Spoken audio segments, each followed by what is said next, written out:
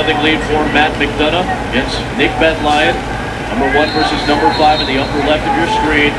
Frank Pirelli, the number 6 seed of Cornell, against Nico Megaludis, freshman from Penn State, the number 10 seed in the bottom line semifinal matchups. The 125-pound bracket with 2 spots in the championship for tomorrow night up for grabs. And some body language on Pirelli, who has beaten Megaludis twice this year. It comes slowly back to the center. Megaludis has to feel really good because he's lost twice to this wrestler, Pirelli, 9-3 and 6-4. And it seems like Megaludis is gaining a lot of momentum in this tournament. Don't forget Megaludis with a win in the quarterfinals, an upset win against second-seeded Zach Sanders, who he had also lost to twice earlier this season. Adam Amin, along with last year's 125-pound champion Anthony Robles and the veteran former coach and wrestler Tim Johnson, were at Scott Trade Center in St. Louis for the 2012 NCAA Wrestling Championships. They are presented to you by Enterprise Rent-A-Car. Semifinal coverage leading you all the way up to the medal round tomorrow morning and the finals tomorrow night. You see McDonough wasting no time to score those 2-point takedowns right off the bat. He can snap down, spin behind. He's not wasting any time here. Scoring his points quick. That time he found the angle, came around with that single leg. Tremendous series of takedowns from McDonough. This is where he's so difficult when he's on top and he has that length against you. That's extremely he's the most dangerous. He's very lengthy. You don't know where he's coming from. He's keeping that pressure on you constantly. As the match goes on, he seems to wear guys out and he gets better and better. Pirelli will start the second period on the bottom against Megaludis, bottom right of your screen. McDonough with a solid 5-point cushion and riding time in the second period.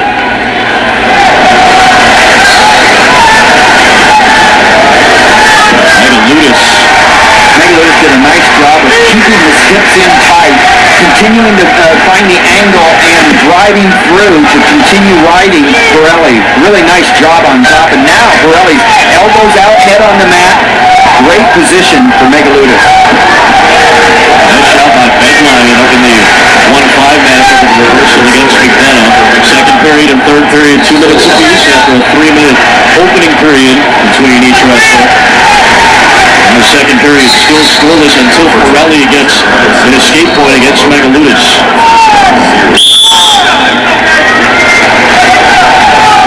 Anthony, you talk about mat awareness, and you see McDonough trying to keep Betline inside of that mat edge and keep the riding time going and keep really this match going.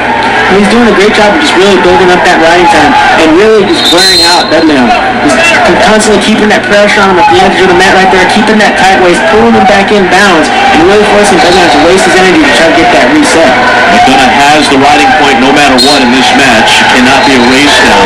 Well over 3 minutes of riding time for Matt McDonough as they close out the second period there. Matt McDonough, 98 career victories, 5'7" junior from Marion, Iowa, Linn-Mar High School, third-time All-American.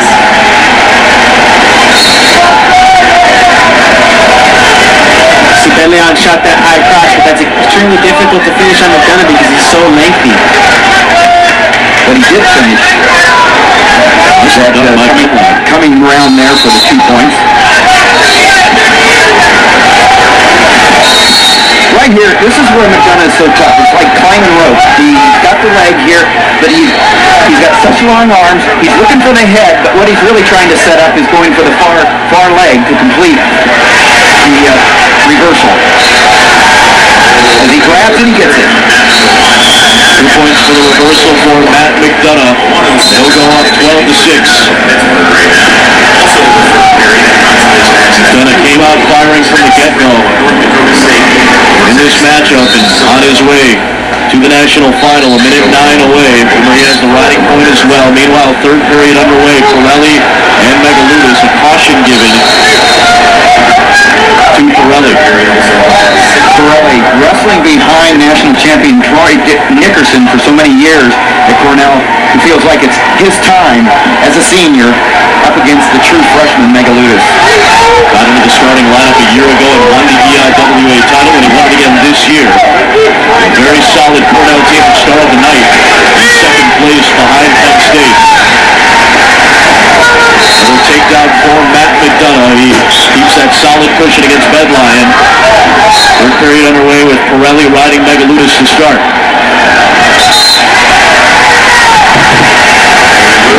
Megaludis ties it up with a solid escape. Back to neutral they go.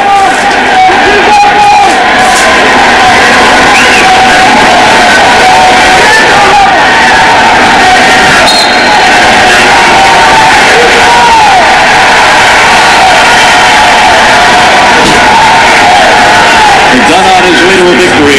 15 seconds away. Matt McDonough, the third-time All-American, will become the first Hawkeye since Brent Metcalf to reach the finals in 3 consecutive years. And like Metcalf, he'll try to pick up his second national title tomorrow night.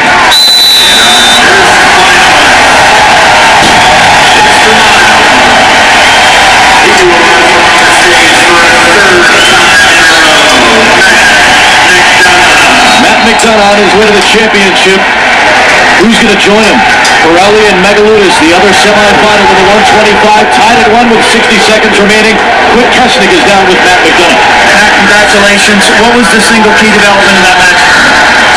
Pace, high pace, moving a lot, not getting caught in rolls. I got caught in a couple rolls I shouldn't have, but the main thing is you got to keep your pace up and stay in good position. You make the third trip to the NCAA Finals. What advantage can experience give you? I mean, you got to be a Saturday nighter. Simple as that. You got to live for it. I mean, there's nothing better than wrestling on that stage. I'm excited to be here for a third time, but it ain't over yet. Congratulations, Matt. You had him. Thank you, Quint. It'll be another Saturday night for Matt McDonough on the stage tomorrow night. Pirelli and Megaludis battling for that other spot. No riding time, not a factor in this matchup as we near the end of the third period, tied at 1. So Megaludis doing a great job over there with the Wizard and really pressuring down on Pirelli's right shoulder, keeping him from finishing his takedown. Penn State and Cornell, 1-2 in the team race, and a very important match for Cornell. We go to a 1-minute overtime session. Sudden victory here as both wrestlers will start neutral. First points wins it. If neither wrestler scores, 2 30-second sessions. Each wrestler getting a chance to go on top.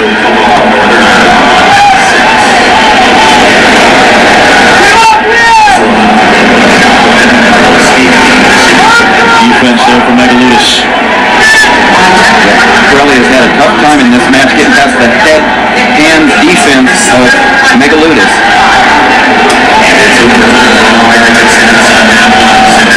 Two first-time All-Americans, the senior Pirelli against the freshman Megaludis. You guys not too far away from each other. Hackettstown, New Jersey, the hometown of Pirelli. Murraysville, Pennsylvania is where Megaludis comes from. Final 15 seconds of sudden victory.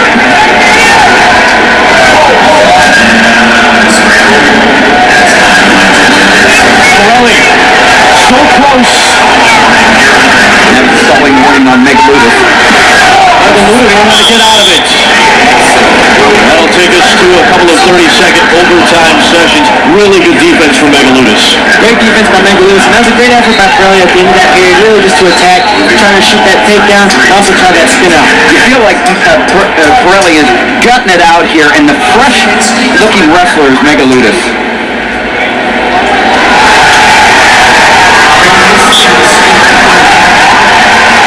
There is a stall warning against Megaludis. An escape point given to Megaludis. He's got the 2-1 advantage in this first of 2 30-second overtimes. That was a great explosive move right off the whistle by Megaludis. So I didn't wait. As soon as the whistle blew, he did that sit-out turning and got away.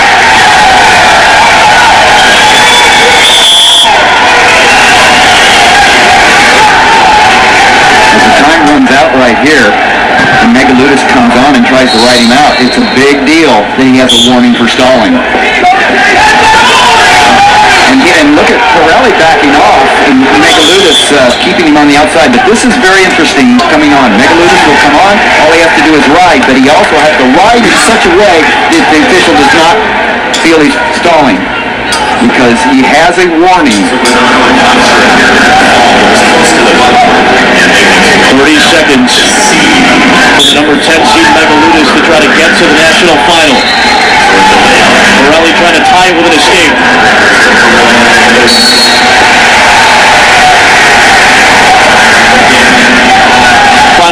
15 seconds. 2-2 after the Pirelli escape.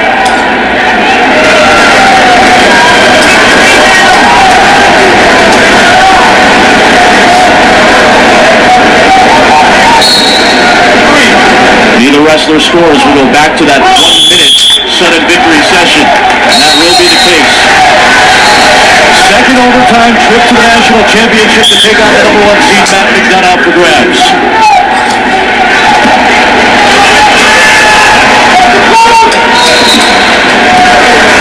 Not one time has Pirelli been able to find that angle, getting on the legs of Megaludis. Megaludis keeping Pirelli on the outside, but he is the one with the warning for stalling.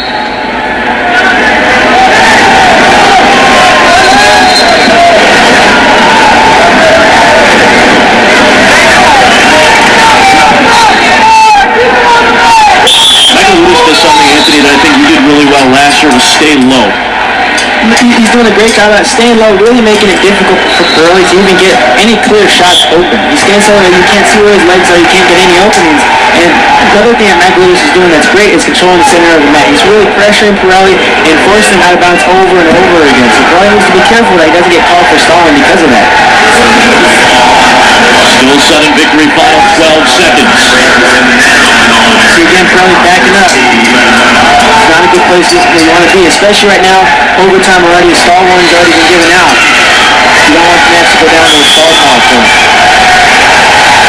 Maybe 2 more 30-second overtime periods. Look at Cale Sanderson, the head coach of Penn State, Big Ten Coach of the Year. Pirelli's choice going down to the bottom for this first of 2 30-second sessions in our second overtime. And this is where riding time comes into play.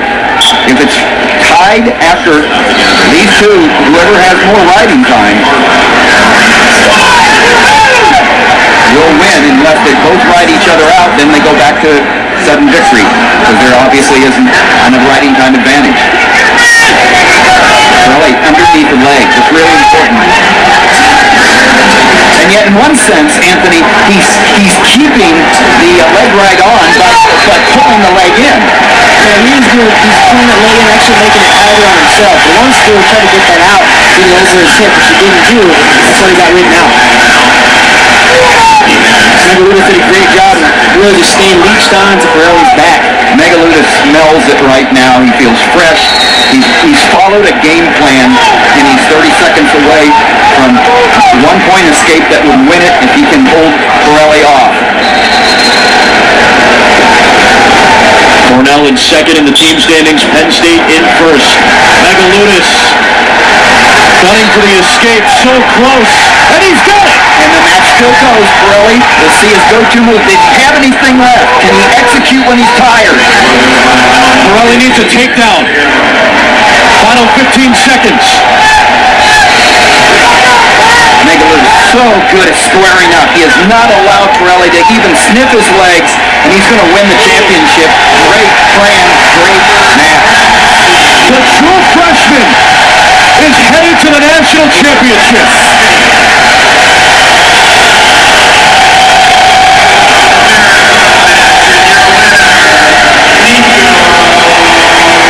In an outstanding show of defensive wrestling, the freshman from Murraysville, Pennsylvania will get a date with the number 1 seed in the... And Tony Ramos of Iowa against Logan Stever of Ohio State. 2 very good matches getting ready to go. Oliver and Futrell in the upper left of your screen. Jordan Oliver is 27-1 this year, 3rd time All-American. Futrell an All-American for the first time. Stever and Ramos have some really good history as well. 2 of Ramos's 3 losses this year have come to Stever. It's a really tough matchup for Ramos against Stever. He's lost twice to Stever, and Stever's done a great job in the top position of riding Ramos when he gets on top. Ramos has to figure out how to get out from underneath to beat Stever.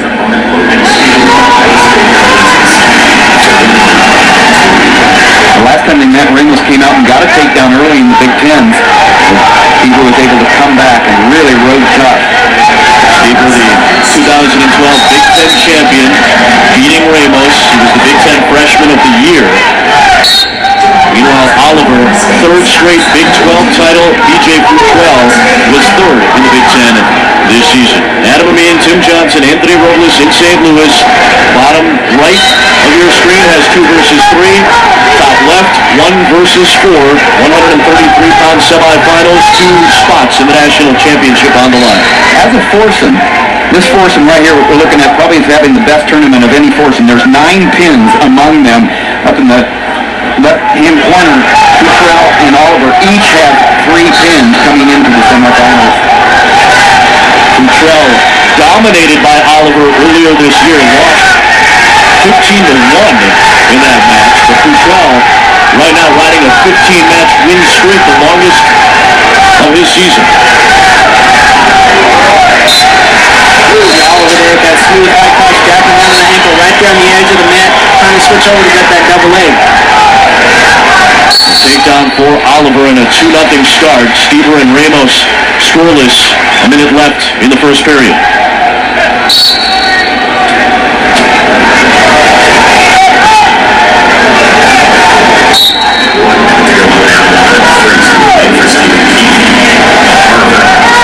Oliver, a very high-octane wrestler. We've seen him win in the first period often over the course of this season. An All-American as a freshman. He's a junior. He's been an All-American all 3 years. And you get the cross wrist like he has and put as much pressure on top. A little claw right there, and see the toes out there. He's not on his knees. He's driving forward all the time. We're talking about Jordan Oliver, the national champion. When he wants to ride, he rides tough. But obviously, he decides he wants to go back to his feet, letting Futrell go. Oliver going for the single leg. Futrell able to get away.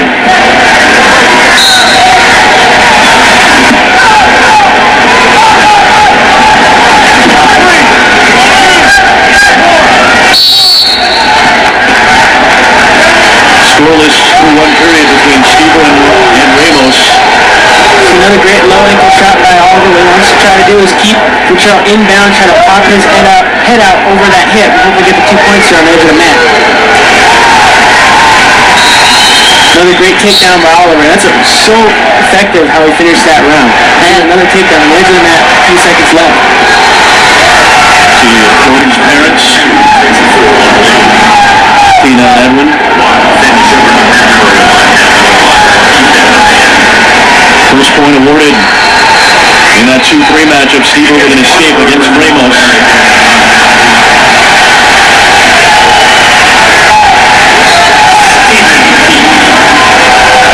This is where Stever has his advantage against Ramos. He's so good riding against Ramos, and he's so good on top against him. That's been his biggest advantage in the 2 wins over Ramos this year.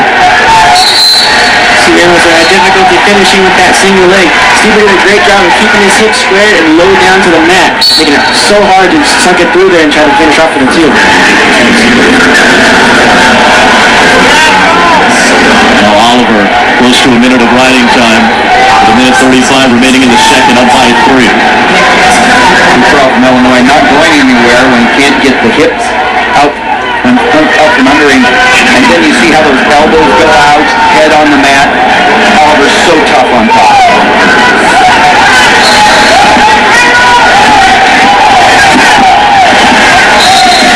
Sometimes it seems like a school just has a dominating presence in a weight class, and NCAA champions for Oklahoma State.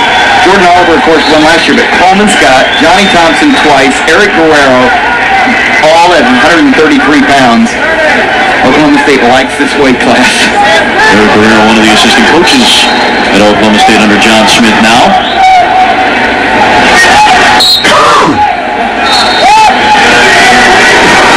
Oliver's quickness really impresses me. Again, riding Futrell. Futrell seems like he's able to snap up, but Oliver's right there waiting for him. He does have explosive quickness there. You saw right off the whistle going straight for that arm chop, not giving Futrell a chance to explode off the bottom. And as a top wrestler, you want to control the guy and really ride him out. You need to steal that first move and make the bottom guy go on defense. 2 minutes to go in the 2-3 matchup. Ramos wants to go neutral. He wants to see if he can get a takedown against Stever. He needs to go for that kill shot right now. It's the guy he's had a lot of trouble against this year.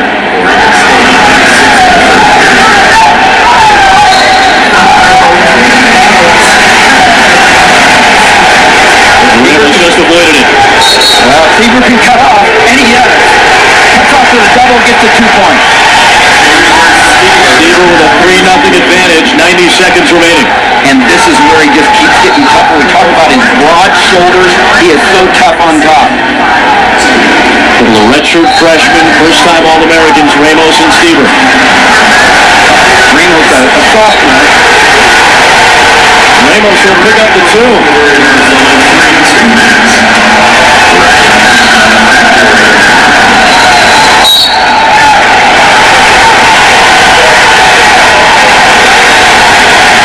Ramos clearly wants to be on his feet. He gives up the escape point to Stever. Ramos has got a tank on his back. He goes to the whistle.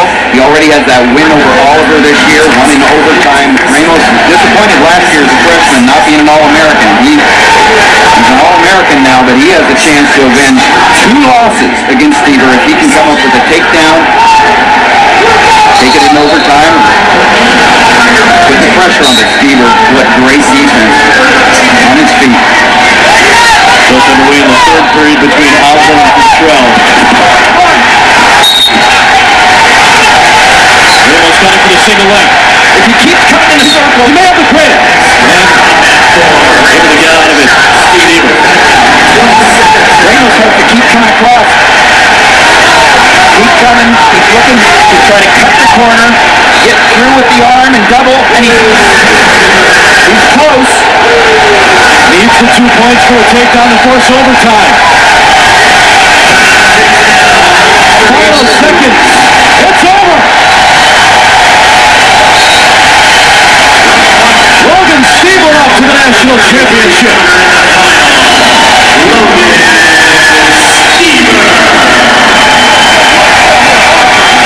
Three matchups against Ramos. 3 wins for Logan Stever.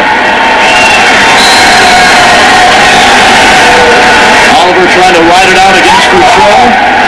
Try to join Stever in the national final to make it a 1 versus 2 matchup. Let's go down to Quinn Kessnick with Logan Stever. Logan, he was in deep there. Time winding down.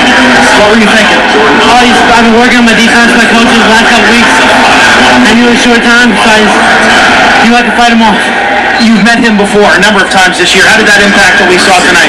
We always both knew each other, so we'll feel each other out. But like I said last night, every match was different with him. It was a tough match, and we glad I won.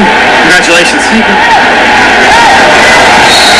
And we'll see if Jordan Oliver can close out these final 37 seconds to join Stever, a redshirt freshman, first-time All-American, headed to the national final after a hand injury ended his run last year after just 8 matches.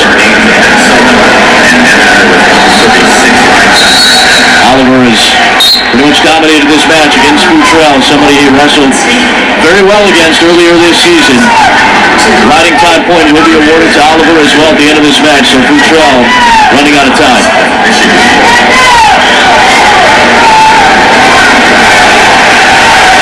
And Oliver can afford to back away. A nice shot, low single. Who's that remind you of? His coach John Smith, who made that low single famous.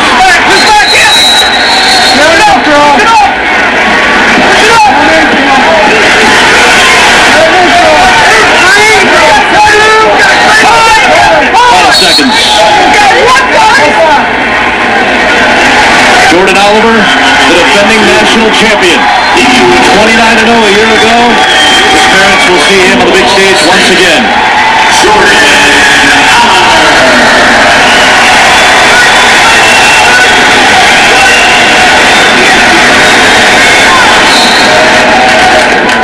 Jordan Jordan's parents.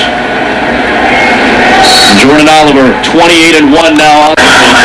Both of those matches we were talking about were in tournaments.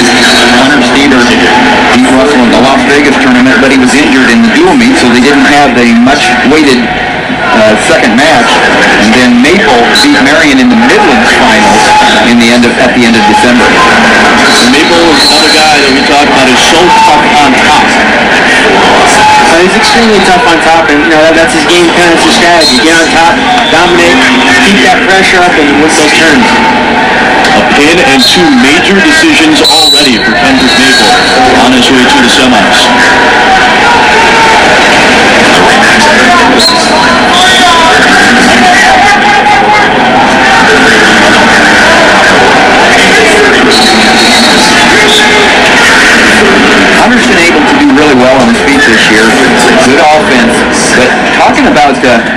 neutral and takedown position. Russell has had a kind of a 1-2-3 approach every match. He's had takedowns in every period he's wrestled in this tournament, and he's really ramped it up this year, especially towards the end, the big pins. And there's Hunter Stieber in on. What he has to do is get that far leg. Russell, tremendous balance, but Hunter Stieber in with it, cut across to the double, and gets the 2-point takedown. A good start for Hunter Stieber against the defending national champion. One of the things I like about Hunter Stieber is that if he doesn't get that first takedown, he's already ready for that second attempt. He already has something in his mind he's going to next. So he's not stopping, he's not resetting, he's going constantly to the next move. Here is Hunter Stieber in on the single, but he's looking for that far leg. But he controls the hips, and then cuts across, gets both legs, and covers the hips. When your hips are on the ground, you got both legs, you got a takedown. Russell does pick up an escape point, cuts the lead in half 2-1, still scoreless in the bottom right of your screen. 90 seconds for the first between Maple and Marion.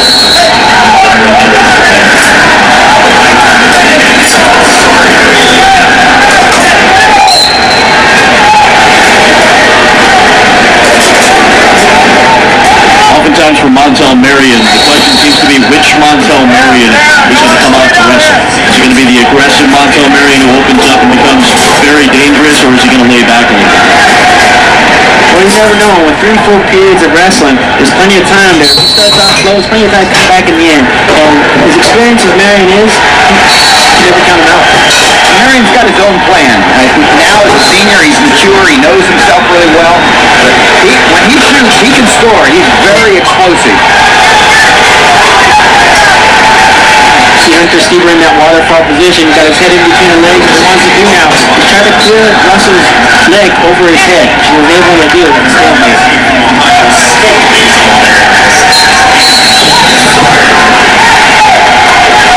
Still scoreless bottom right, Maple and Marion. Stieber has a takedown. Russell has an escape point upper left of your screen in a 1-5 matchup.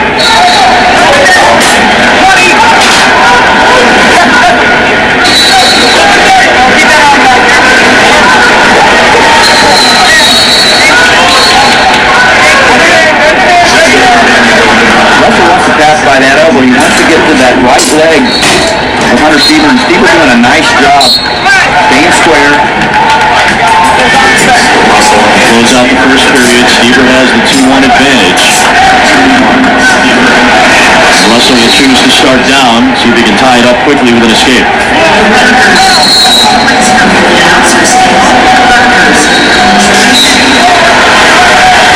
Great explosion off that whistle by Russell. As soon as the referee that whistle, right off his feet, trying to get that escape.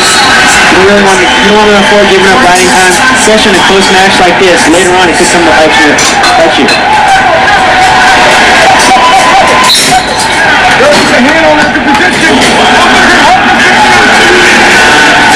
Also four-time Big Ten champion, first ever at Michigan. Great explosion off the bottom by Maple against Marion there for the escape quickly in the second period. From the bottom right, Maple defeating Marion back in December. Only one loss this season for Maple. That was back on January the 20th. He has been spotless since.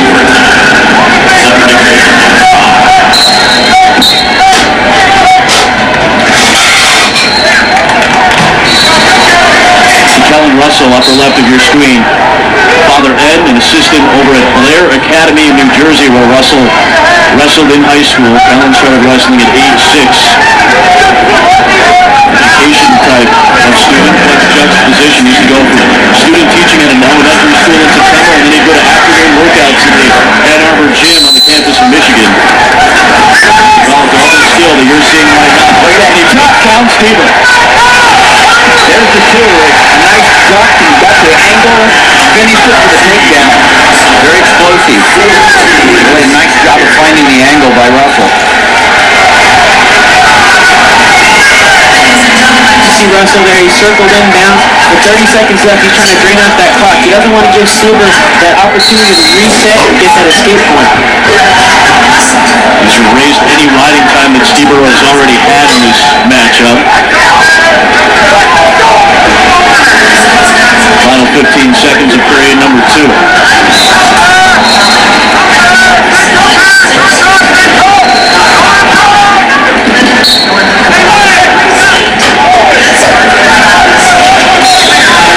Russell here doing the counter shot. Stieber does the first attempt. Russell counters with that duck under, double, beautiful finish right there. And a bit of a scramble, but was a way to go on top. Finish off by circling back onto the mat and draining out that clock. Russell through 2 is up 2. Russell trying to head back to the national final. Maple and Marion, bottom right. Final 14 seconds of the second period.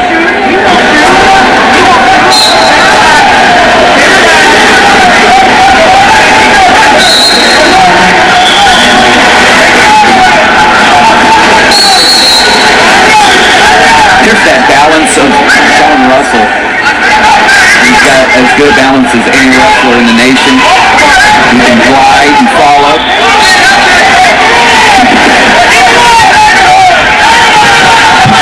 Also continuing to ride Hunter Stieber, the freshman. Keep a lot of pressure on this upper part of the body. Hunter Stieber's head is on the mat. Russell looks like he's gaining strength as this third period goes on.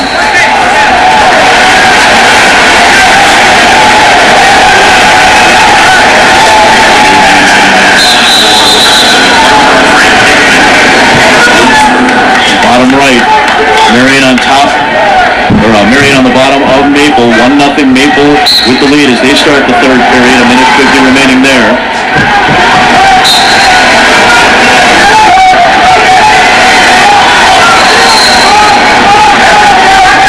What a job by Russell there, staying behind the arms, gliding, staying on top, gaining and building riding time. Kellen Russell really showing his veteran ways. The first Michigan wrestler ever to win 4 Big Ten titles, only the 11th in the history of the Big Ten to win 4 championships. It hasn't been done since Mark Ironside did it in the 90s for Iowa. Russell starting to get control of this matchup against Stieber. Still plenty of time though, 45 seconds, but Stieber has to get going. So Russell really laying the pressure on Stieber there, keeping Stieber's head on the mat. And it's not allowing Stieber to get any offense off, to get any explosiveness off that bottom position because his head's on the mat. He can't do anything from there.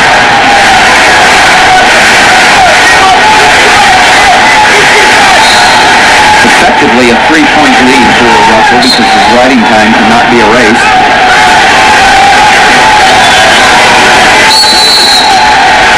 Look at that drive. Kellen Russell picks up Hunter Stieber, drives him down, and drives his head into the mat and immediately goes to the near wrist. Look at that pressure. He smells it. And he's going to have a repeat opportunity in the final tomorrow night. Kellen Russell trying to defend his title, well on his way to a win over Hunter Stieber, avenging a loss from earlier this year. He's headed to the national final. Final 35 seconds, bottom right. Maple and Marion having one to try to join Russell.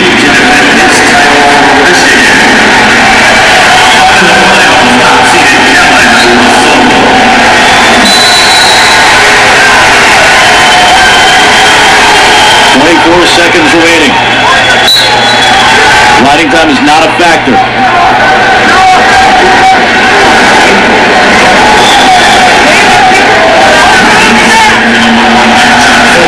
Both these wrestlers so capable of the quick move and escape, and the explosion. Let's see if either one makes a move. Neutral position, final 8 seconds before overtime.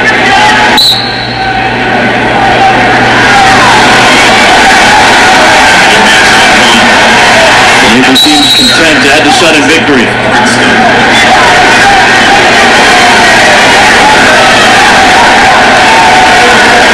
Over the years, we've gotten very used to seeing exciting finishes, exciting matches with Montel Marion. He is very entertaining, very capable, but always keeps it close, it seems like. And here we are in overtime. Last year in the semis, he lost in overtime to Kellen Russell.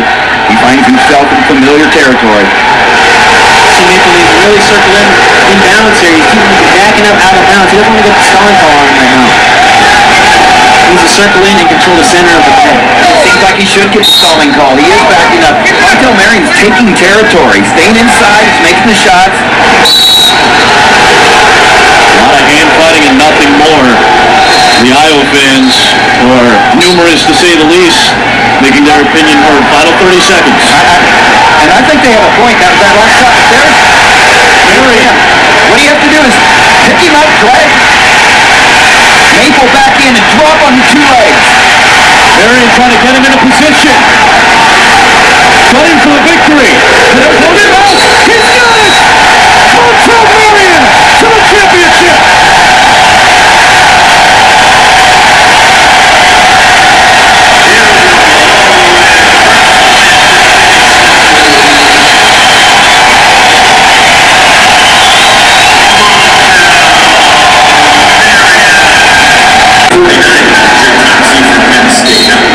In St. Louis, Scott Trade Center, Adam Mean, Anthony Robles, Tim Johnson, National Semifinals, in the 149-pound brackets.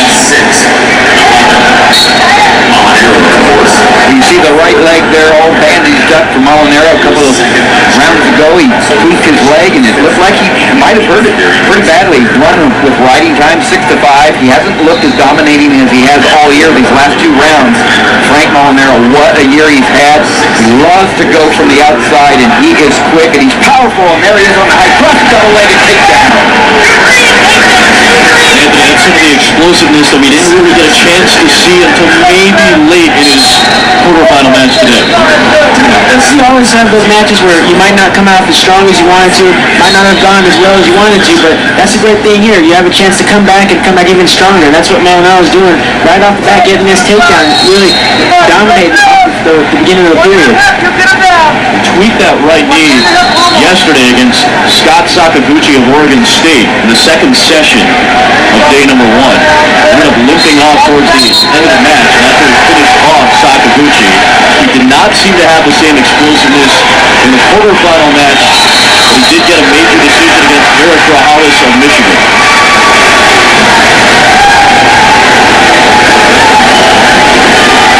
In the bottom right of your screen, Dylan Ness, the redshirt freshman for Minnesota, the Big Ten runner-up this year behind Frank Molinaro. First-time All-American with a 2-0 lead on the four-time NCAA qualifier Tyler Nauman. And Ness can be very entertaining, just like his brother Jason, who's in the corner for him. Jason, the NCAA champion a couple of years ago at 133. Dylan Ness has an arsenal of moves, and he is explosive, and he can put you in trouble fast.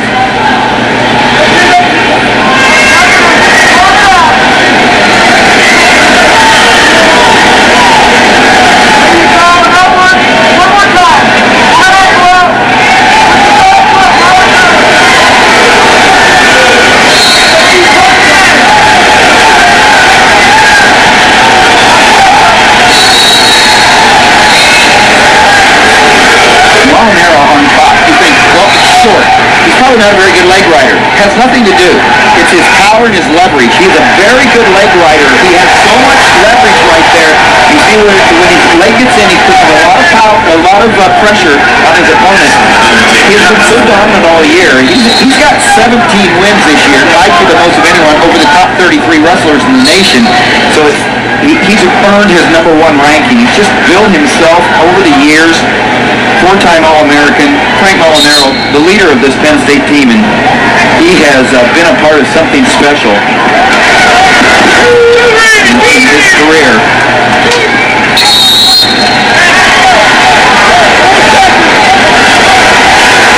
In the final 20 seconds between Molinaro and Accordino in the first period. And speaking of brothers, the Sanderson brothers, Cody Sanderson, the associate head coach to the left of Cale Sanderson, and brothers have been one of the stories here. We've just seen the Stever brothers, but the Sanderson brothers certainly doing a job at Penn State.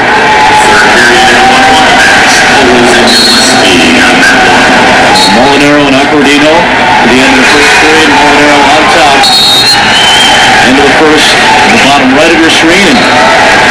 scoring affair. Ness leading Nauman 4-3.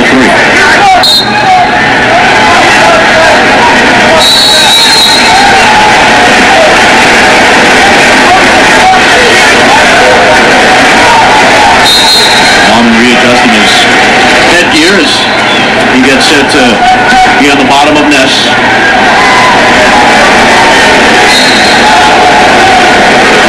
Tyler Nauman, four-time EWL champion, just the sixth time in conference history that he's won 4 consecutive EWL titles, so a very impressive season for the Pitt Panther at 30-5. Ness, first All-American nod as a redshirt freshman, knocked off the number 2 seed Jamal Parks earlier today. It was the first loss for Parks. He ended up losing his wrestleback match, so he will not place this year. So Parks hadn't lost a match all year, and then he loses 2 on the same day, and Ness started that trend off today. You mentioned Sakaguchi, who wrestled Molinaro so closely. Sakaguchi just defeated Jamal Parks in the consolation round to end Parks' dream of being an All-American this year.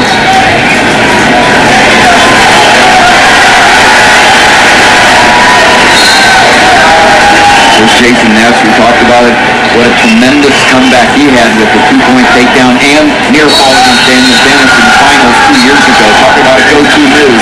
He had one left, and it was good enough. The score is 6-2. Very close in a pair of matches right now. The 149-pound semifinal. I'll talk about Justin Upordino, though, for a minute. How about this? Unranked, the only unranked wrestler left in the semifinals from Hofstra, 26-11, redshirt junior, first All-American nod in his second trip to the NCAA. This kid has gone through so much. Season-ending injury in 2010, had to redshirt, came back in 2011, suffered another season-ending injury to his knee. Would have wrestled at 157 this year, but one of his teammates, Vince Varela, a qualifier last year, got hurt, so he steps into the 149. This kid has done so much at Cordino, and look at him through 2 periods, hanging in with the number 1 seed, Frank Molinaro. Really is. Molinaro, of course, with that tough ride, and obviously has a lot of riding time built up, but he certainly has himself in the match over Cordino. Cordino riding Molinaro. Is there pressure riding on Molinaro right now? Being the number 1 seed and seeing an unranked wrestler stay with him, although he does pick up a big 2 points there. There definitely is pressure on Molinaro being that number 1 seed and being so dominant how he's been up until this point. So he definitely feels that pressure that has to perform to a certain level, but it seems like he's handling that quite well. You see there, Molinaro did a great job of just continuously wrestling on the bottom position, just moving. And it doesn't always have to be pretty, but if you can get that reversal, that's all that matters. Mentioned Hofstra, Ron Hansbach, in his first year as the coach at Hofstra, doing a very nice job. We see the blue around these 2 years, or these 2 days of competition, and Hofstra having a very nice year under first-year head coach Ron Hansbach. One of a handful of coaches is at a new program for the first year as a head coach. Molinaro with a 4-0 advantage, final minute. Cordino hanging in tough against the number 1 seed. Molinaro has not allowed any opponents except for one, that's Dylan Ness over on the other mat, to score more than 6 points on him all year. So that's the type of dominance that Molinaro has shown. Riding time factor for Molinaro. He'll get the riding time point, over 3 minutes of riding time for the number 1 seed. And now bottom right of your screen, Ness and Nauman still battling for a championship spot. 2-point advantage for Dylan Ness. Nauman needs to stay in, but Ness does a nice job of bringing him off. Nauman used a 5-point move on his way to a win in the quarterfinals, so he's got the arsenal. Then look at Jay Ness, the father of Dylan. His sister Justine is here as well, looking on.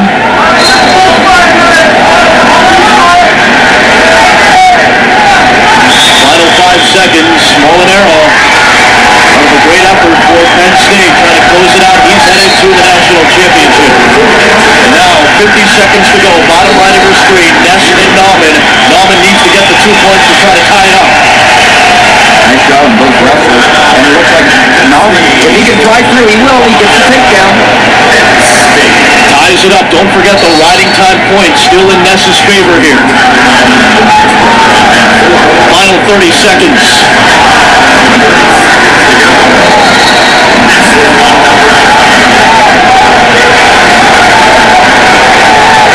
Norman has the cradle.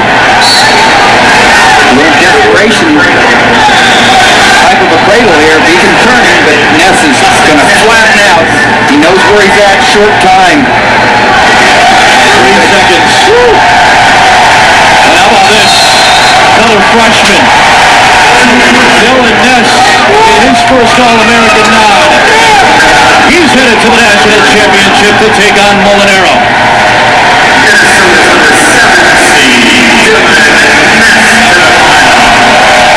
Big brother looks on.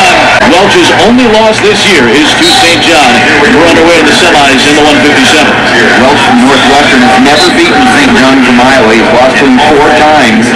And he was in control, Welch was in the Big Ten, but somehow St. John's found his way to score late and win in the Big Ten Finals, keeping that win streak against Welch going on. St. John coming back from a lot of injuries this year and really wrestling tough.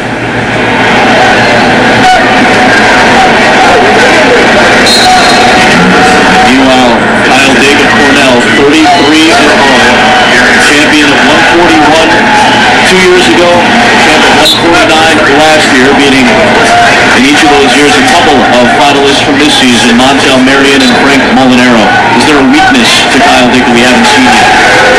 It's difficult to say. Everybody has their weaknesses, but Dake seems to have it all together, and it really looks like he's growing out there. He seems like really composed, having a lot of fun, and his strategy is so effective. He's dominant on his feet, dominant on the top positions. He's a tough guy to have to wrestle.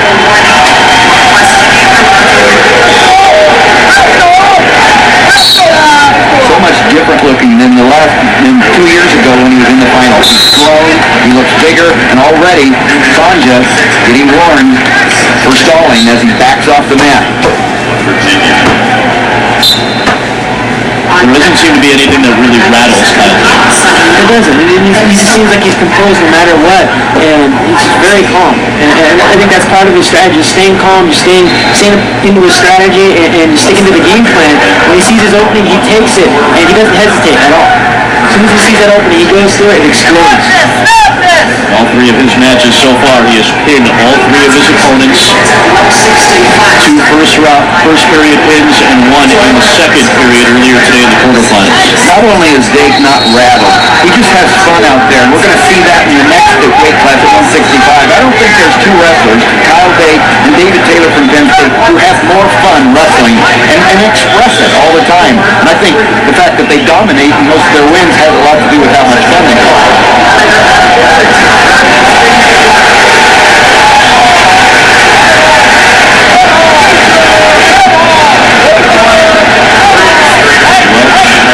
St. John scrambling. Welch looking for an escape here, and St. John looking for position. That's Welch's middle name, Scramble. He is the best scrambler. He is one of the best scramblers in the nation in any weight class.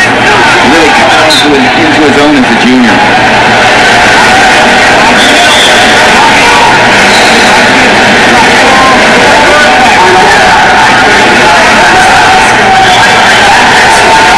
St. John really trying to reach over and grab the left leg of Welch. He's so flexible. Welch is able to bring that leg far back so St. John can't grab it. St. John efforting so hard for it to try to finish a takedown off here. Tremendous finish on the scramble by St. John, because you saw the scramble going on, and these two have a history. And St. John going out in front early, which is big in this rivalry. Right at the end of the first period. You see St. John right there at the edge of the mat reaching for that left leg of Welch. Can't get it. Instead he's starting to sit back, sit on his butt, keep the leg of Welch, and exposes his back. Welch senses he's in danger, and just continuous wrestling pops out his head, takes that too. Welch will start on the bottom. A caution given to St. John to start the second period. Meanwhile, Dake and Sanja closing out period number 1 scoreless. See, Kyle Dake's mom, Jody Dake,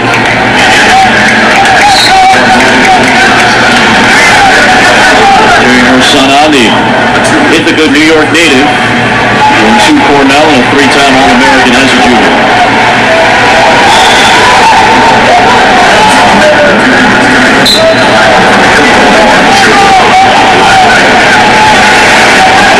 St. John keep Welch flat like that, elbows out, head on the mat, and keeping his dangerous moves, not the scramble position. So St. John doing a really nice job riding on top.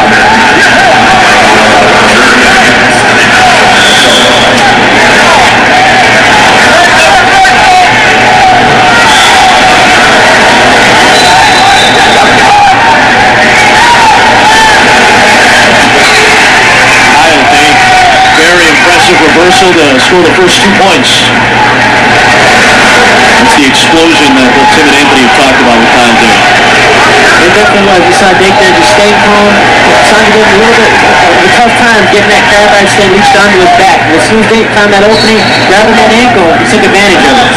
You see the stall warning, the second warning for gone by our Sanja, and that's a penalty point for Dake. He takes a 3-0 advantage with a minute to go in the second.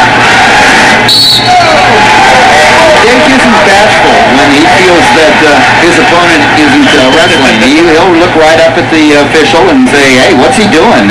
He should be called for stalling, and the official agreed with him.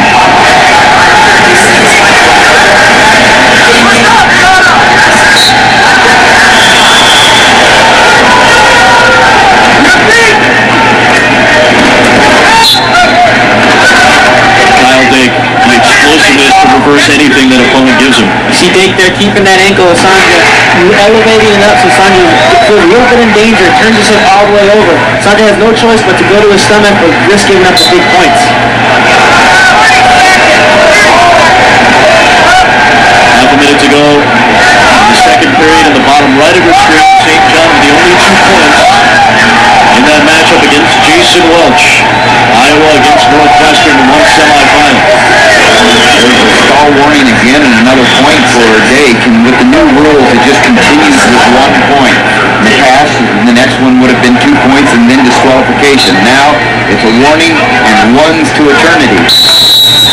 Now 4-0 advantage. Here's Rob Cole, the head coach at Cornell. What a job he has done in building the program to prominence. It's a powerhouse program. Rob Cole, former NCAA champion at North Carolina. Of course, his dad, Bill Cole, a 3-time NCAA champion and a long-time Penn State coach, head coach. So runs deep in the blood for Rob Cole, and he's done a tremendous job at Cornell. Go ahead, Andy. You see Dake right there posting on that head, trying to get Sanja to move a little bit, react so he can open up his shots. Just trying to really frustrate Sanja, just get him to react a little bit to open up. Sanja started on his feet, hoping for a takedown. Dake's only been taken down once this year. That's how good his defense is as well. You mentioned Dake's a good counter guy. He's a great counter guy, and part of that has to do with his strength and that leverage he has because of that height. He's so long, he's so comfortable in different positions. Guys shoot in on him, and that's only half the battle. Dake, he's so hard to finish those takedowns on. Meanwhile, Jason Welch against Derek St. John. A reversal as Welch was trying to hold on to St. John. Another 2 for the Iowa sophomore to take a 4-0 advantage with a minute 45 remaining in the third. Lots of riding time built up by St. John. He's approaching 2 minutes of riding time. He's done a tremendous job of neutralizing Welch. As we said, he's a tremendous scrambler, and here's the scramble situation. But he's close, off the mat. All you have to do is keep any part on the mat, and they'll continue wrestling, but they both go off. Oh, so close. They will actually award him the escape point for that. Big scramble for Welch. See, Welch here is so comfortable with that grandy roll. Guy, he stands up, guys try to return to the mat. He's so comfortable just rolling through and just coming out on top.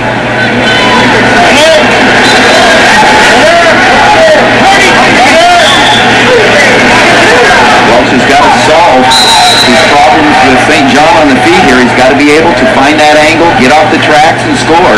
Because you cannot score if you stay on the tracks and go straight forward.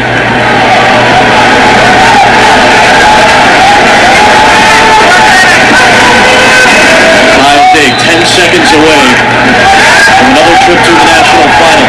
A little bit of an angle found by Welch there, but a great sprawl by St. John, and now working for that far leg, and St. John will have a takedown if he can find that far leg. Kyle Dake Three-time All-American in 3 years. Headed to a third national final in a third different weight class. Knocks off Gombayar Sanjal 4-0 in the 157 semifinal as Mom Jody looks on. And in the bottom right of your screen, Derek St. John trying to finish off Jason Welch for another time this year. Quinn Kesnick is with Cornell's Kyle Dake.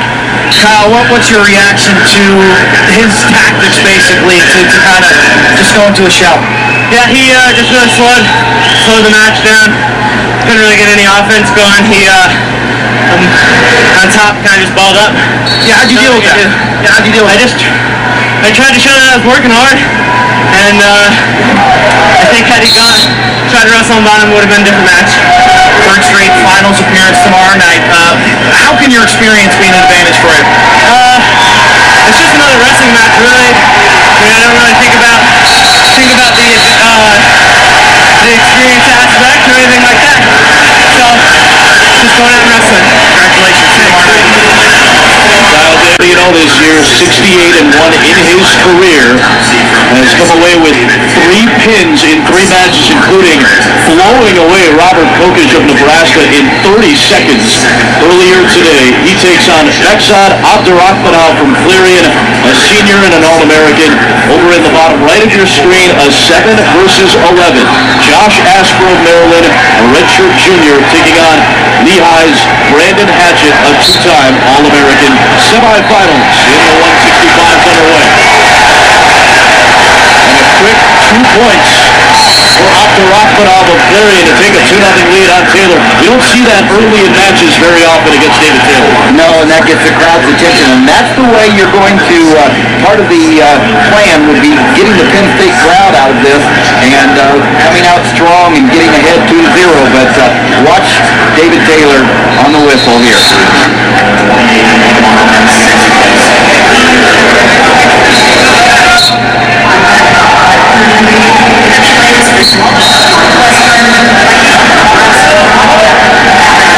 Usually when you give up a takedown right off the bat like that, especially being David Taylor, the #1 seed, it might rattle you a little bit, but David Taylor's a champion, and I don't believe it's going to affect him too much in the later rounds and too much with his strategy. I think he's going to stick with his same strategy, stay composed, and just forget about that takedown, as you saw there. Well, he gets a point for the escape and then jumps on Abdurrahmanov and jumps out in front 3-2. One part of the interesting strategy is Matt Derlin, first-year head coach at Clarion, was on the staff at Penn State last year, and so it's an interesting matchup here as he coaches his pupil on how to try to defeat David Taylor. Matt Derlin, 4 NCAA qualifiers in his first year at Clarion. We talk about qualifiers. David Taylor, amongst the best of them at Penn State, trying to pull away with the team championship. Alongside Matt Derlin, Troy Letters, former NCAA champion from Lehigh, was also on that Penn State staff last year. Troy Letters, 3rd all-time in victories in Lehigh history.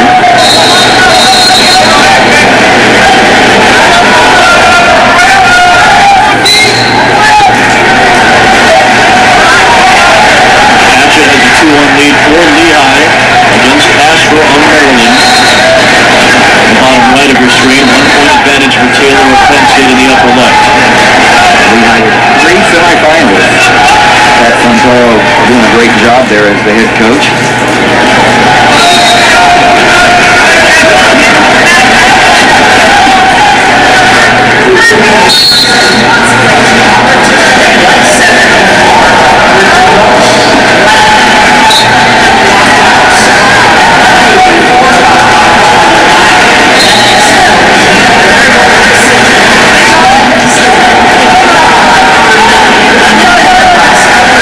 David Taylor loves this position here. See, his feet are always driving forward. He's got that wrist and arm bar, putting a lot of pressure on his opponent. 25 seconds remaining in the first period. A 3-2 lead for Penn State's David Taylor, the #1 seed, on Beksad Abdurrahmanov of Clarion. Lightweights and half Nelson there. He's driving it tough. see Dr. Ocknall there. He's standing on his stomach. He's allowing David Taylor to really attack and try to get his offense going. If never be careful, Dr. Ocknall might be in danger of a stalling call right now. He's not doing too much from the bottom position. The first period does come to an end. A 3-2 lead for Taylor on Abdurakhmanov, the EWL champion this season. There's Matt Durnley on the left and Troy Letters on the right in the upper left-hand corner, the coaching staff at Clarion.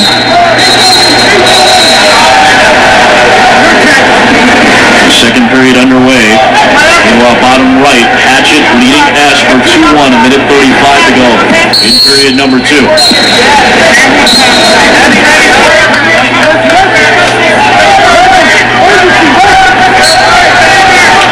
Asper doing a nice job. He has that single leg. He's really trying to drive Hatchet back into the mat to finish that 2, which he did. There's great awareness right down the edge of the mat, not giving up that takedown, not giving up lightly on that single leg.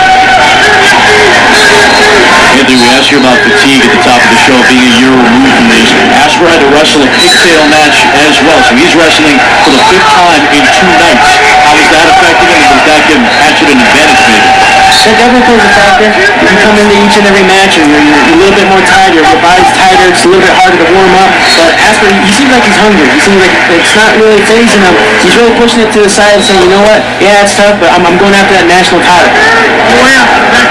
Taylor made that last takedown. It's so easy as he passed by the elbow, got behind the arms, and got the 2-point takedown. A 5-2 advantage for Taylor with 53 seconds remaining in the second period.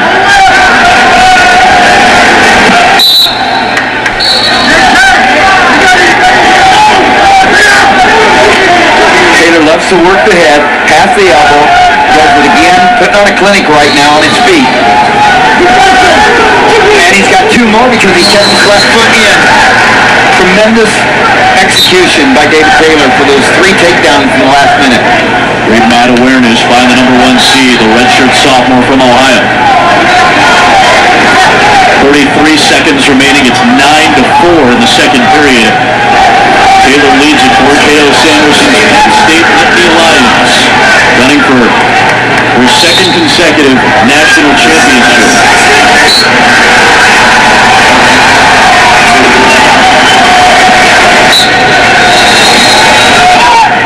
Great hip over by David Taylor for the 2 points. And now he's looking, he's smelling, looking for the ball.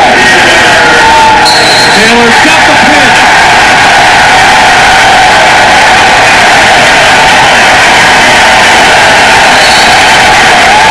69 wins, 1 loss. And what's already turning into a phenomenal career for the Penn State Nittany Lions sophomore. 4 matches, 4 pins in this tournament for David Taylor. A dozen pins this year, the most of anybody at 165. David Taylor did a great job hipping over. He hooked that leg and did a crossface. Got his hip right on top of Abdurakhmanov's stomach, arched out, kept those shoulders down to the mat.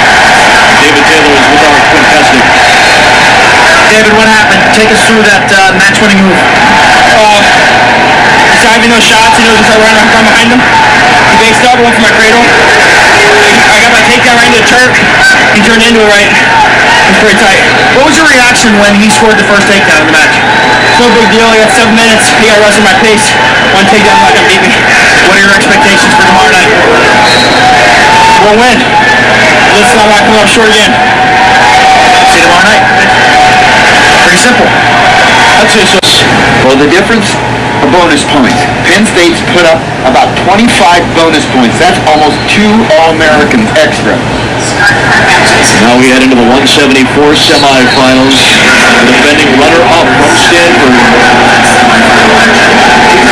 Nick Muchastegui, 23-0 this year, a senior, taking on Chris Perry, first time in the semifinals.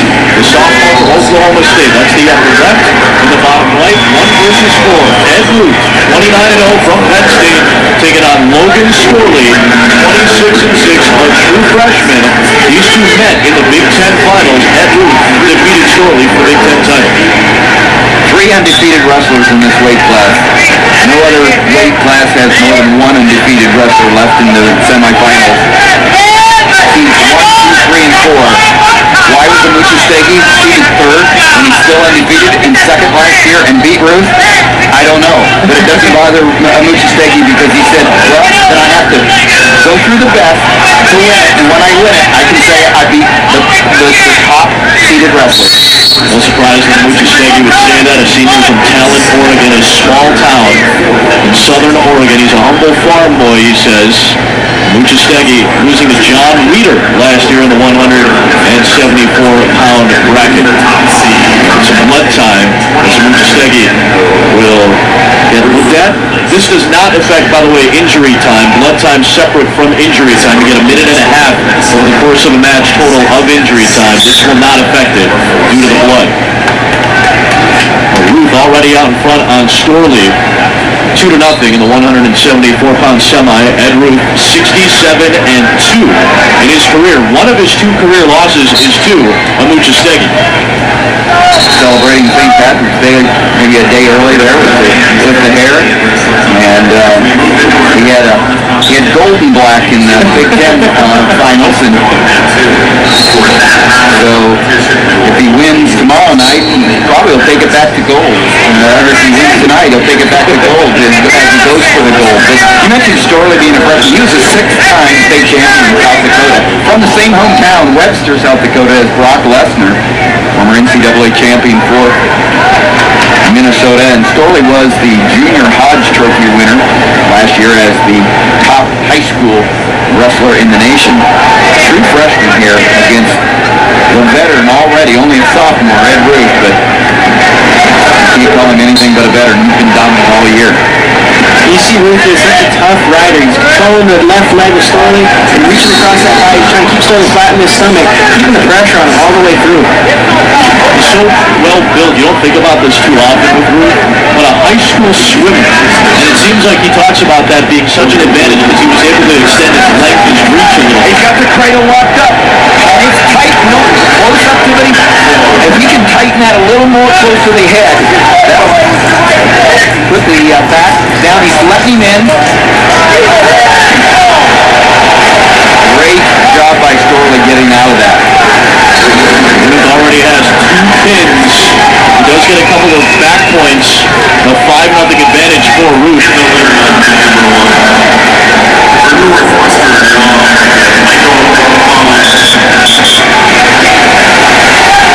Storley's having a tough time getting out from Bob. Ruth is so lengthy and he's so strong that he's really keeping the pressure on Storley, breaking him down to the mat. Storley needs to explode right off the whistle, not give Ruth any time to try to attack him and break him down. See the riding time for Ruth. He has dominated this first period between a couple of very good Big Ten wrestlers, the top 2 in the Big Ten this year at 174. See Storley there did a great job of exploding right off that whistle. Didn't want to stay on the mat. But Ruth, he's a clean rider. He's so clean, he'll use that weight on you to sag you down and wear you out. The first period comes to an end. All Ruth so far against Storley in a rematch from the Big Ten final, 5-0. First period comes to an end with a blood time for Muchastegui. That's why they're only through 1. But a 2-1 at Muchastegui lead. He'll be on top against the sophomore Chris Perry.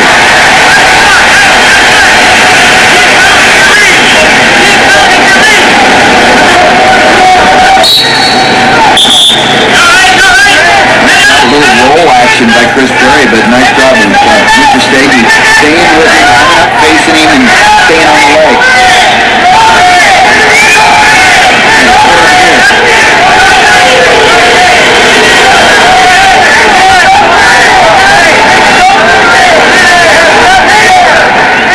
Official not giving the 2 for Perry because Muchastegui has the leg in tight. Muchastegui needs to be very careful here. He's holding onto that leg, so that's the one thing saving. He's in dangerous position to get cradled. And he got the 2. Chris Perry was given the 2 points. Broke out in front 3-2, and you're right, Anthony. He's got to watch out for that cradle locked up by Perry. He's got it locked. It's just that he doesn't have the lock very close to the head.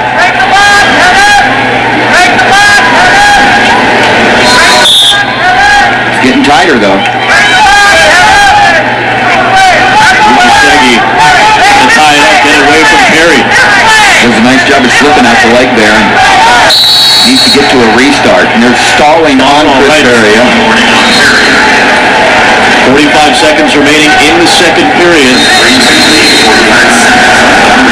All Ruth against Storley right now, nearly through two.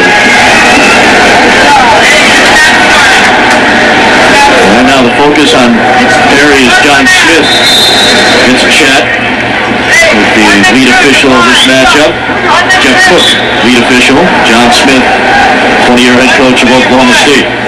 Former NCAA champion Zach Esposito, assistant coach, sitting on the corner next to John Smith. Don't forget Chris Perry, nephew of head coach John Smith, younger brother of two-time NCAA champ, four-time All-American Mark Perry Jr., their father Mark Sr., their mom Kathy, both looking on as well here tonight.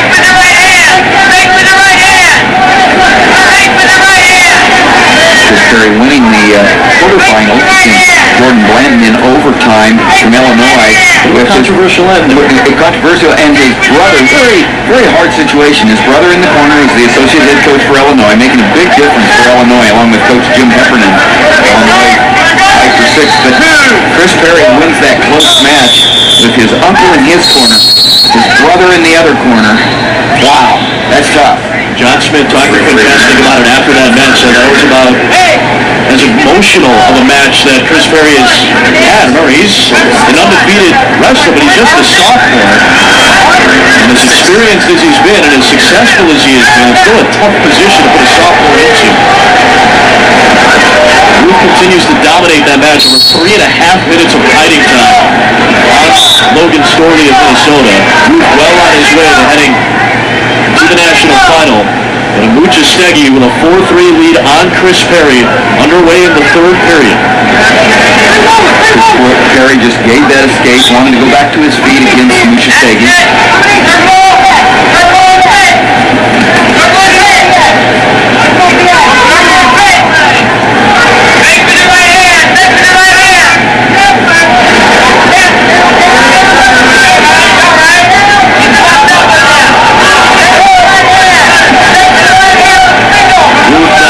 Storley right now, over 4 minutes of riding time and an 8-0 lead. A minute 16 to go here in the third. Mat number 3 of Muchastegui with Perry breaks all over it. Very nice shot in there. What Perry wants to do is keep his foot in bounds, drag Muchastegui back to the center, back in bounds to finish it. Muchastegui trying to get back to neutral position and only gets away from Perry.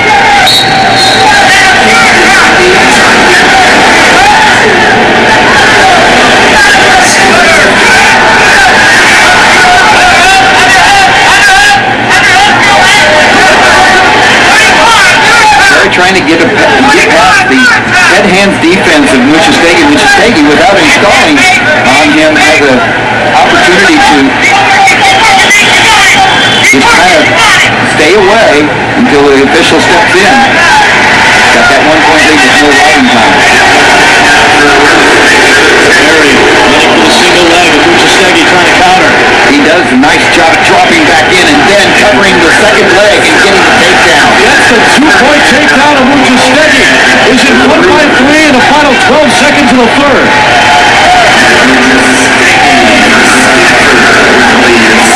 Big Muchastegui.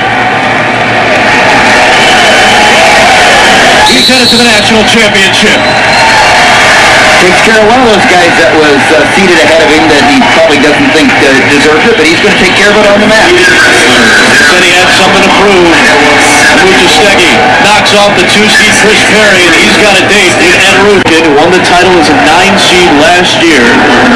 He's a 6-seed this year. The guy he knocked off for the championship last year was Robert Hamlin, a junior from Jonesville, Vermont, the runner-up last season in his third NCAA championship. The last 2 matches these two have wrestled, they have split. Earlier this year, Hamlin beat Quentin Wright. Meanwhile, bottom right of your screen, huge upset. Austin Trotman of Appalachian State, the career wins leader in Appalachian State history. two-time SoCon champ. He goes up against the number 4 seed from Cornell, Steve Bozak, a senior and a two-time All-American, and Trotman with an early 2-0 lead. And Wright going right after Hamlin. He's got the 2. And the Friday night, man, Quentin Wright, he came up big time last year, and then in the finals last year, this is a rematch of the finals, Quentin Wright against Hamlin.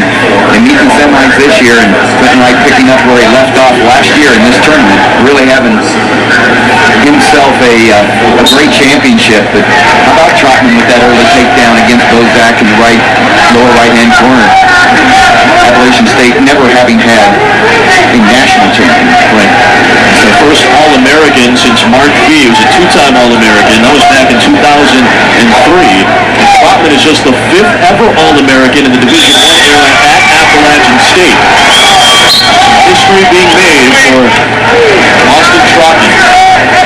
Senior from Winston-Salem, North Carolina, all-time wins leader with 124 at ASU.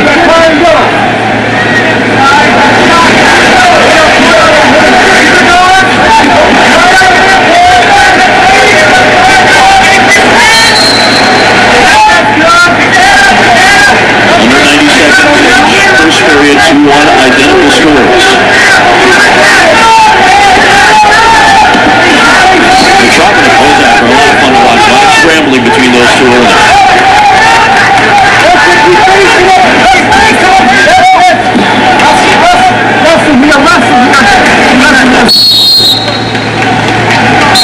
As we get into the higher weight classes, Anthony, you and I kind of discussed this earlier today. Seems to get a little slower pace, but when you hit 184, you're still getting a lot of the top athletes. Not to say the heavyweights aren't, but I mean these are still 4 very athletic wrestlers. We've seen a lot of scramble action early on both men. Absolutely. You've seen a lot of movement by both sets here, and as you get higher in the weight class, it really begins to be more of a chess match. You can't really shoot as much as the lighterweights can. You got to conserve that energy because these are bigger, stronger guys. So it's just about just picking and choosing your battles, and when you find that opening, you really try to capitalize on it.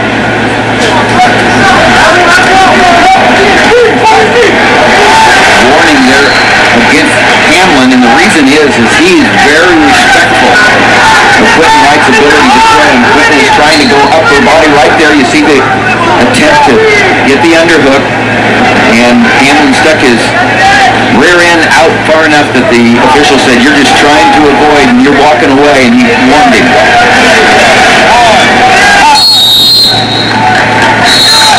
The 2 first periods come to close, both with 3 points and a lot of scrambles on both sides. 2 and 6 upper left of your screen, Hamlin and Wright. 4 versus 9, high combined seeding. No number 1 seeds in this matchup.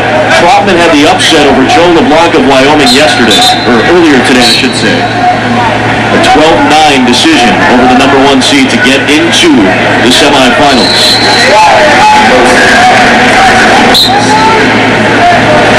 Bozak ties it up in the bottom right with an escape point. Wright picks up an escape point as well. He'll go up 2.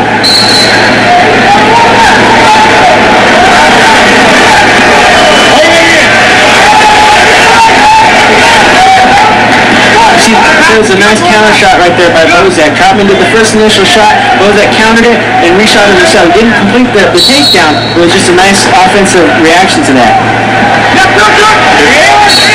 Hamlin in on the single leg right there, but to go out of bounds. He was able to get past that head and hands of Quentin Wright for the first time.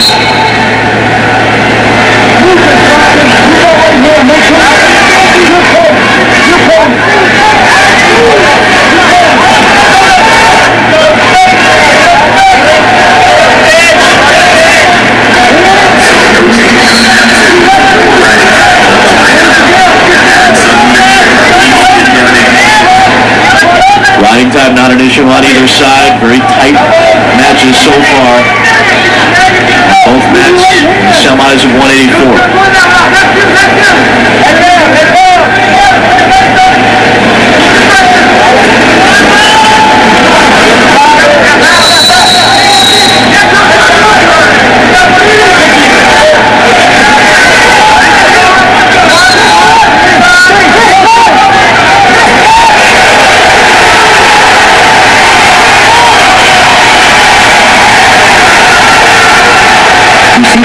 by Hamlin up in the left-hand upper corner.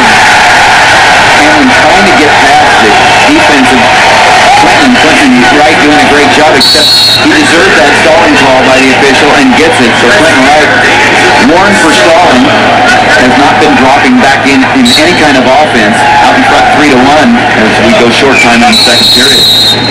Hamlin done for that high crotch, could not connect. Said Wright is good everywhere.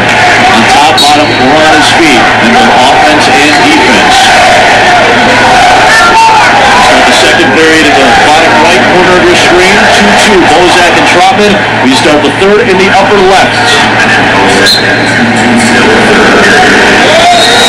You see Hamlin right off that whistle coming right up and getting that escape. That's tough to do in those heavier weight classes. It's a lot of weight you have to carry in addition to your opponent's weight. So great explosiveness right off that whistle.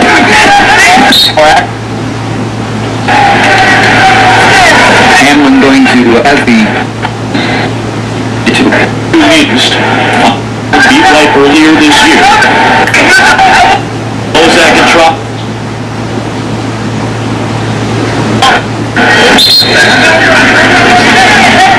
They'd like to get close to a stall. He's got the warning on him, as Tim mentioned. no riding time advantage, so Wright really needs to stay in there. That shot a couple of seconds ago was good, and there's a shot, and Hamlin found the angle, but the scramble ability of Wright brings him out. Tremendous scramble by Wright to come back up to the neutral. Hamlin would have taken the lead, not even able to finish off the takedown. That's what we talk about with Wright. So good on his feet, able to scramble out of it as well. Final 35 seconds. Next shot, if Hamlin's able to get another shot off here from the open, I believe the official will call Clinton Wright for stalling. They sprawl out of bounds. Final seconds to the bottom right of your screen. They're tied at 2 and headed to sudden victory. Two excellent semifinal matches in the 184. Trotman. Bozak able to defend.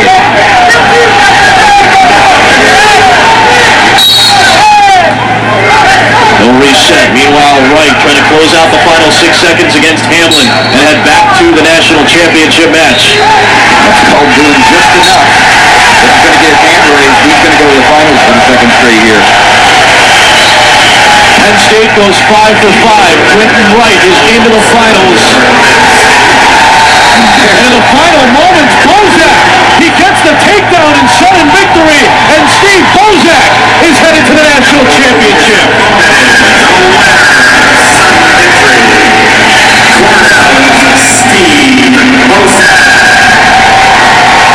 Two thrilling ends to a couple of phenomenal 184 semis. Bozak knocks off Trotman in sudden victory. Wright hangs on against Hamlin. Trotman is done. And two disappointments. He's into the finals with a win tonight over Cale Byers, the senior transfer from George Mason for Oklahoma State. On the other box, 2 versus 3. Chris Honeycutt and Matthew Wilkes. Honeycutt has lost once. That was to Wilkes earlier this year. But Honeycutt has beaten Wilkes twice. We're off in the 197 semis. Pretty tough guys that Simon has lost to. Here's a quick takedown in the semifinals. Both Kilgore and Varner are Olympic hopefuls, so they were no slouches. NCAA champions, Olympic hopefuls, and Simon kind of feels he's paid his dues.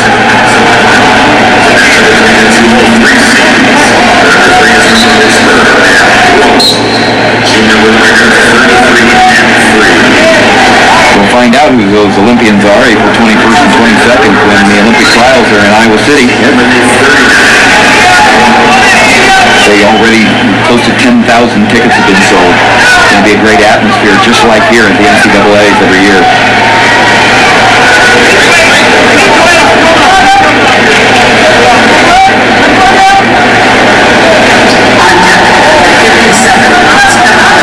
Simon is a tough rider on top. You see him there, he was hooking the leg, going across for that bear claw car ride, really keeping the pressure. A little bit of trouble here, but see what he does with it.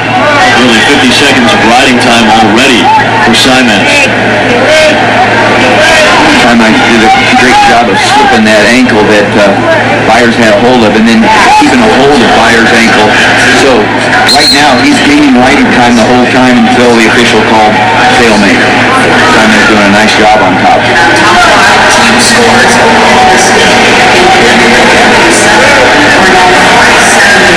We talked about Penn State winning 5 going into the finals. The record for champions is 5, set by Iowa and Oklahoma State in earlier NCAA, so they got a chance, and I like their chances. So Penn State with 5 in the finals, and 4 of them coming back next year. Only 1 senior in those 5 finalists. Ed Roof's a sophomore, David Taylor's a sophomore. Good-looking Penn State team, only Molinaro is a senior for them. Escape for Byers. He's back within 1 with a minute to go in the first period.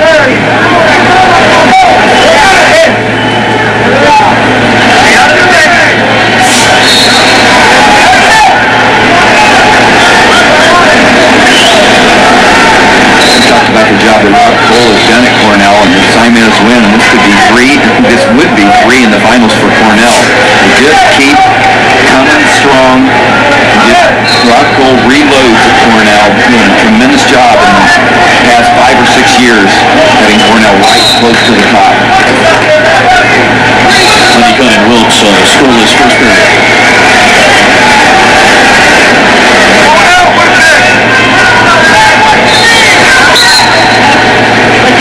Simez only 1 loss this year, 29-1. Lost to Ryan Malo of Virginia.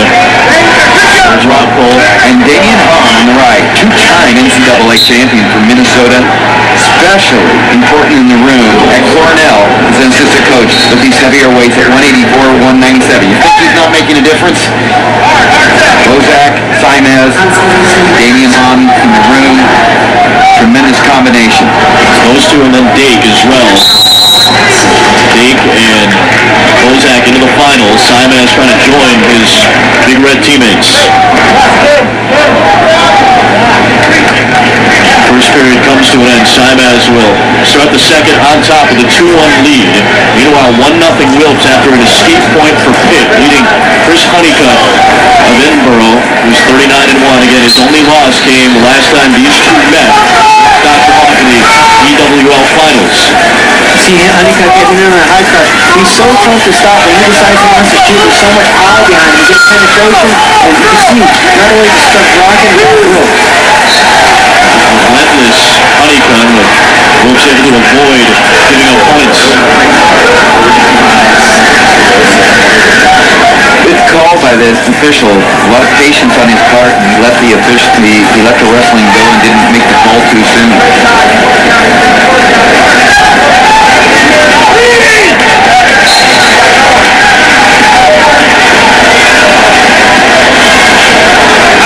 Underneath!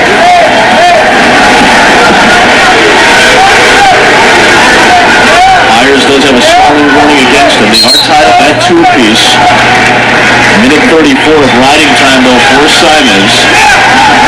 Meanwhile, pretty neutral right now. 1-0 leading as they close out the second period. See Honeycutt in on the leg. He's trying to pop his head out over that hip. And right here, he's keeping that leg, wants to elevate a little bit, put Wilkes on his back, and get him exposed a little bit. Wilkes remains in front as they close out the second period. That's good mat awareness by Wilkes.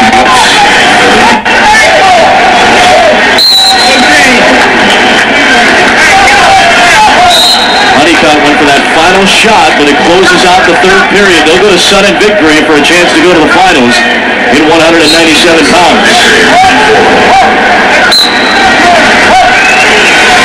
Great for Randy Stottlemyre. 32 years as the head coach at Pitt. We talked about the young coaches, Randy Stottlemyre.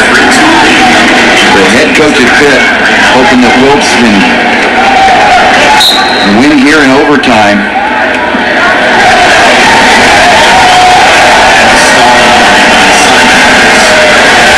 Simez with a 3-2 lead. Meanwhile, sudden victory. Final 30 seconds of that first session.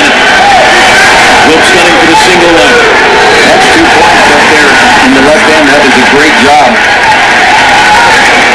Simez with a 3-point advantage. Final 15 seconds in overtime. 2-2, Honeycutt and Wilkes.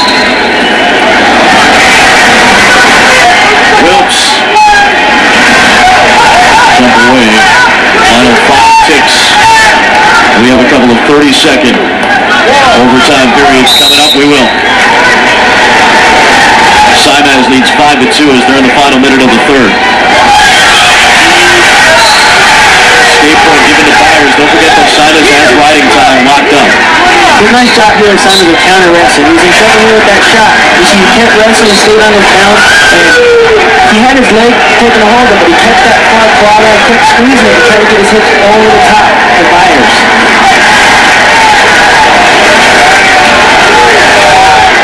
Wilson Honeycutt. Back points being given here. Honeycutt will get near fall points here in overtime. We'll give it 2 near fall points and a 4-2 lead. Still another 30 seconds to go. Now, actually, it was a reversal and 2. Didn't give him a reversal as well, so it's a 4-point swing for Honeycutt all of a sudden in overtime, and now Wilkes is in a world of trouble. He's got to make up a lot of ground in a half minute. Honeycutt will run him up. Escape point given. Meanwhile, Simaz makes it 3. Cornell Big Red in the finals for the first time in school history. Simaz, the 4-time All-American, is in. Honeycutt, 10 seconds away from joining him.